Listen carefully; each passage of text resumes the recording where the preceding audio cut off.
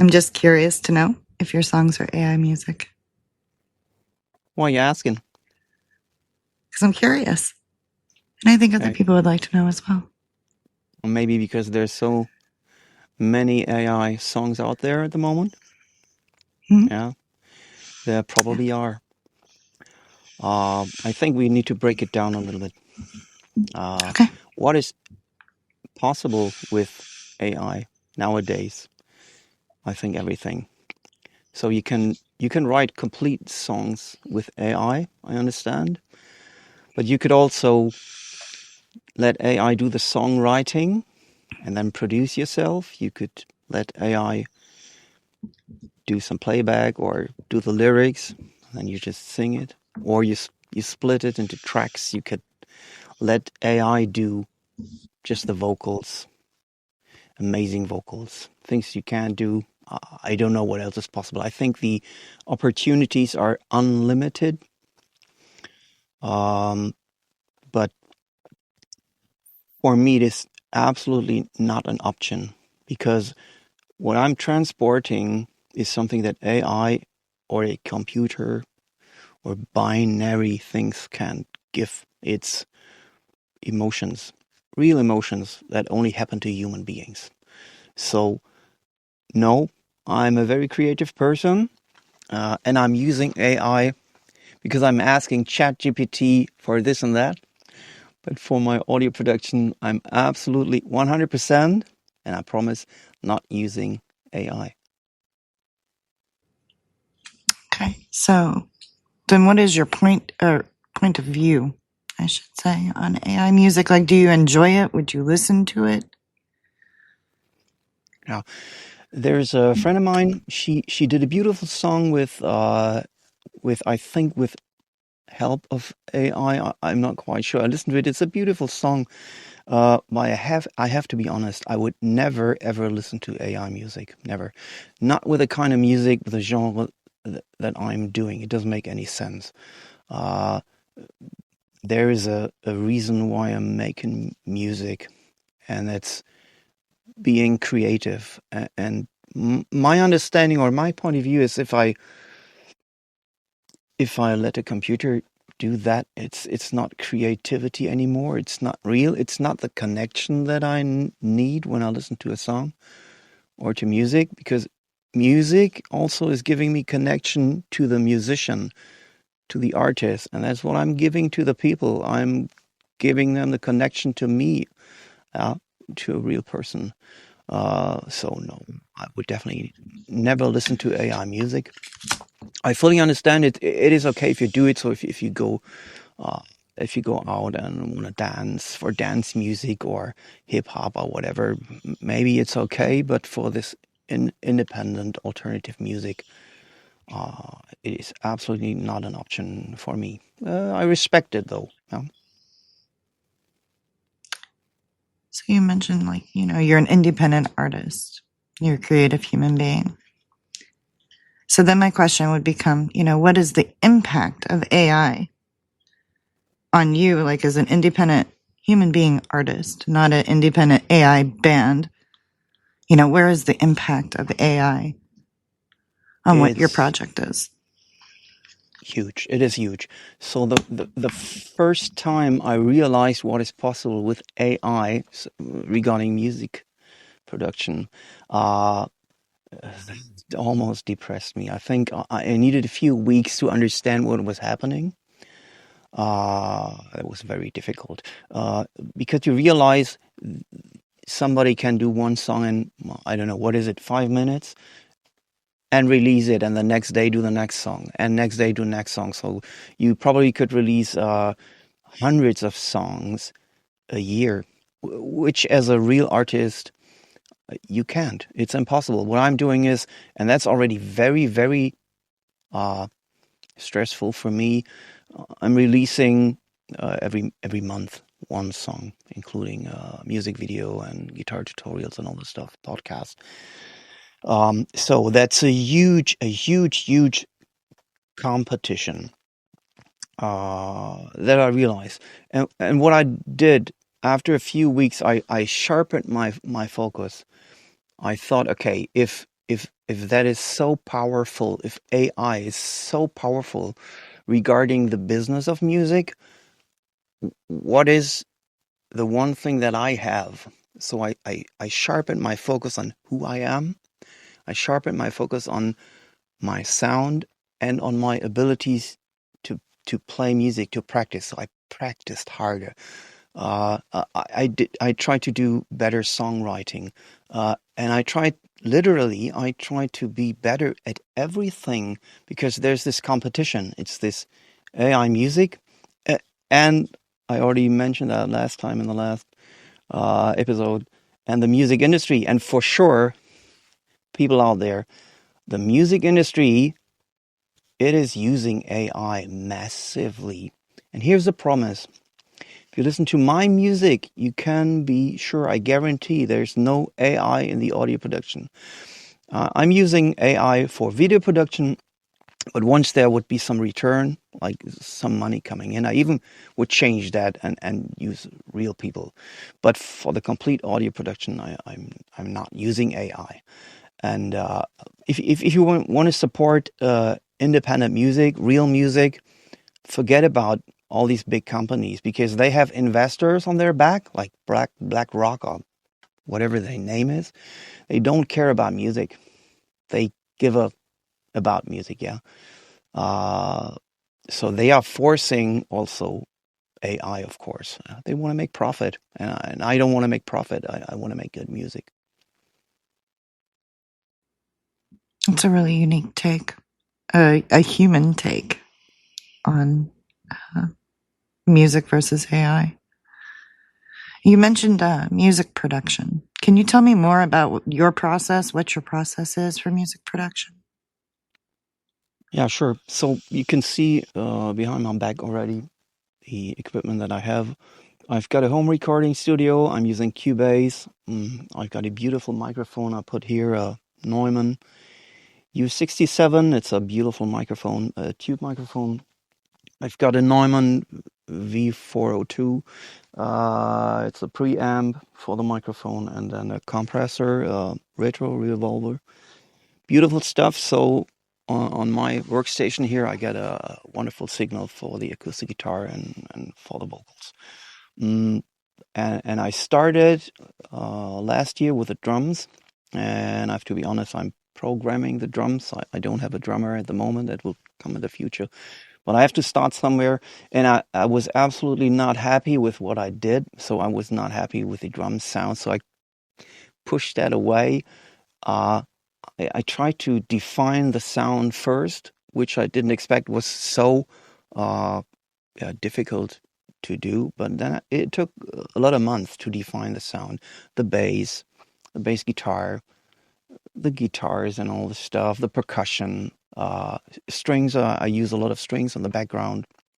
Like, for example, Radiohead are doing in their song Street Spirit. I love that one. So I put all that together, broke it down to what I can do, and here I am. I even wrote 2 more songs, so there will not be 10 songs on the first album. On the debut album, there will be 12 songs, and it's amazing because the output that I have is just crazy. That's awesome. So you're kind of helping to explain like how you found your sound already.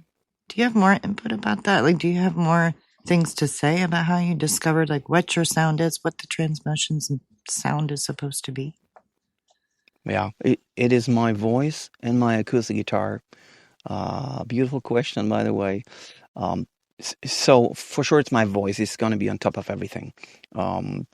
When I started playing acoustic guitar and also sharpened my focus and thought, who am I?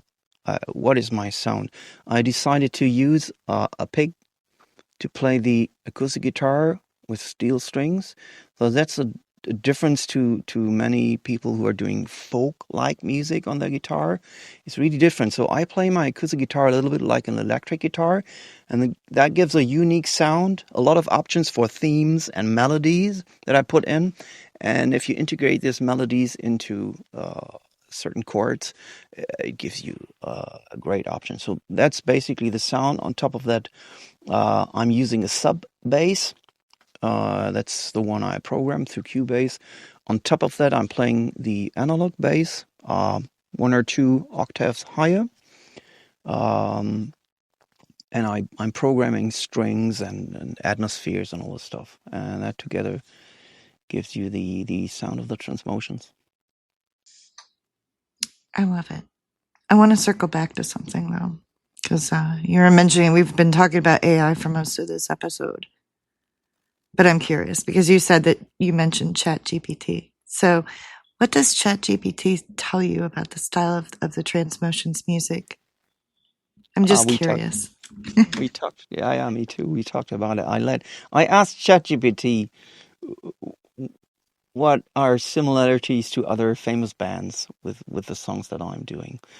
And it was pretty interesting. So ChatGPT said, for example, yeah, it's a little bit like Killers, where I totally disagree. There's a song called Mr. Brightside from Killers. It's a beautiful song. I love it. But that's not the Transmotions. It said like Smashing Pumpkins, and yes, there we go. Smashing Pumpkins, 1979 is a beautiful song. And it's a little bit that direction that we are. For sure, it is Radiohead, Street Spirit. So ChatGPT said Radiohead, and I would say, yeah, from my point of view, it's Street Spirit. It's a beautiful song. And I'm like, regarding the atmospheres and the strings you can hear in that song in the background, that's a little bit Transmotions. What else did it tell me? I think it said Coldplay, where I disagree a little bit, although Coldplay has a great song called Clocks, where they first got famous with. But it's a little bit different to me. Keen, Somewhere Only We Know, that's pretty close to the Transmotions. Snow Patrol, Chasing Cars, beautiful song, I love it. Yeah, also a little bit that direction. And then it said REM and The Cure. So a little bit old style in a new sound. That's really cool. And I know we've been talking about your album a little bit. We've been talking about production. We've talked about, the design of your sound. My next question to you would be, how far along are you with this album? I mean, you mentioned that you had 10 songs. You've written 2 more. So now you're at 12. So where are we with production? Like, what's happening? Yeah, 12 songs are recorded. Song number 12, I still need to do the vocals, but everything's finished. I even have more songs. I have way more than 30 songs written. It's just they're partially recorded or not even recorded. But the debut album basically is recorded. I did the overdubs, the layers of voices and all the fine tuning on the programming. So next week I'm going to clean up and edit everything. And then it's going over to the mixing engineer, where I really have exciting news I can promise about the names of all those people who will be involved in the Transmotions music production. Awesome names, I can promise. So you're well on track to doing an album release this year, based upon the timeline that you're working with now? It is going to happen. First release August this year, including full music production, full video production, lyric video, podcast, and guitar tutorial. And if you play acoustic guitar or if you're a music lover, you're gonna love it. What else do you need from me? I don't know. I'm empty. My head is empty. Do you want to just take a break for the rest of the day? You can't imagine how much stress that means to me to go out and do this in not my native language. It is. Yeah, but you act so natural. It is putting so much pressure on me, really. But you act very, very natural. You act very confident when you're speaking. You know what I need? I need an environment with English-speaking people only, and then sit around and do this for a couple of months, and you would realize a huge difference. Yeah, but I don't know. I mean, your accent is not bad anymore, and your grammar is 99.9% always right. It's very rare for you anymore to make grammatical errors. You know? It is okay. It is okay. It's working for the moment. What I'm trying to say is that there's so much. I'm really already pretty good for German, but there's so much more potential that I have, and that's something.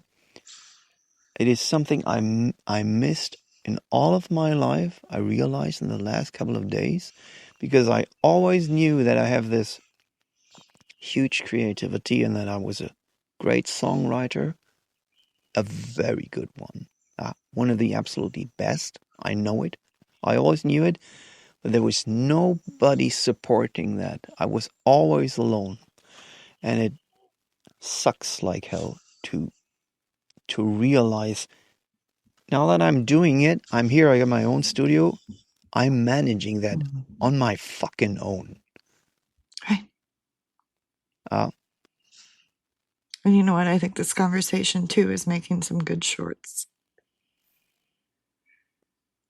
I didn't think about that. I'm managing on my fucking own. Because sometimes just our conversations. I think that if we don't pre-plan questions, we just have conversations, you may find that you have pieces that you want to throw together. Absolutely. We're going to get there. But for the moment, to give me some guidance, that really helped. And anyway, Sure. it was your idea, and you were correct with that. This order gives me some orientation where I would get lost for words if I wouldn't have it, like I did when we first started. You know, I couldn't manage. Well, neither could I. No, you're doing It's a learning process. Yeah, absolutely. Yeah. Good. So, but I think this one is shorter, and I think it's good. And even though both of us are kind of, doesn't matter. We doesn't matter because we can just play it off, and it's early. I can tick off the box tomorrow. I'm going to cut it. Maybe I start today already, and then I can tick off the box. Okay. And then continue with the album. And then Tuesday, I have the engineer coming over here to the technical stuff because he has to teach me how to edit all this stuff and then break it down to the different tracks that I have to forward to the engineer. So a lot of work. It's exciting. The new song is so beautiful. I just can't wait to hear it. It's the playback is awesome. It's awesome. It's just I tried some vocals and I really it was doesn't matter.